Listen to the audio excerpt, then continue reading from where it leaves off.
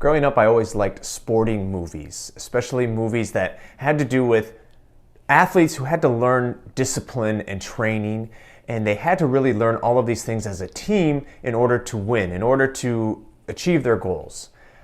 One that I particularly liked was Remember the Titans. I loved that movie because they had to overcome so much, not just the athletic things, but the things on the field or off the field, the racism and that kind of thing that was going on during that time. But our reading from Hebrews today kind of reminds me of a sporting event or a movie in that way, because it is really a lot of exhortation to continue to endure. And it kind of sounds like a coach giving his team a pep talk. He says a lot about discipline today. He says, endure trials as discipline because God treats you as his sons.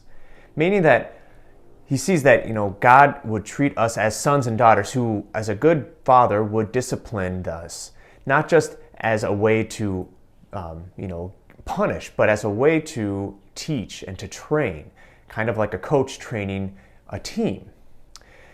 And so he says things like, strengthen your drooping hands and weak knees. It sounds like a coach who is getting his guys ready to go out on a field. But as the author to the Hebrews says, this isn't about a sporting event or some team preparing for a season.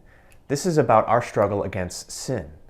Our struggle against sins. He says, the first line says, brothers and sisters, in your struggle against sin, you have not yet resisted to the point of shedding blood. To be disciplined in faith, to fight against sin, many times we have to struggle. In fact, it's kind of required that we do have some struggle. And oftentimes it is painful. It may involve suffering.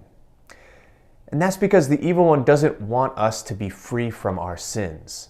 He doesn't want us to be disciplined, to be trained to avoid sin and choose the good.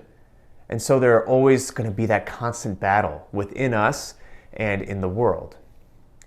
So yes, our struggle against sin may be great, but our commitment must be great to that struggle. We must allow then our Father to discipline us, to teach us the ways of faith, to teach us the ways of discipline. Because while it might be a cause for pain in the moment when we hear that discipline, we feel that discipline, it later brings us to that peaceful fruit of righteousness, as he says.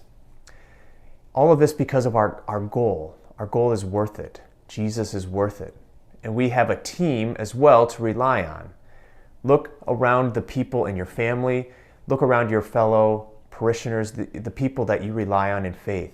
These are our teammates, the people that we can rely on to help us to be disciplined, to help us in our struggle against sin and our struggle for virtue, our struggle for holiness.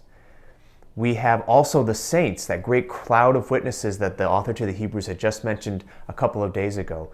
They're there always to encourage us, to help us to keep fighting on, to be our cheerleaders in the ways of faith as well. And so, as Hebrews says, strive for holiness. That's what we strive for. Strive to be saints. Like any athlete, we must learn to be disciplined in our faith. And when we do that, we learn holiness.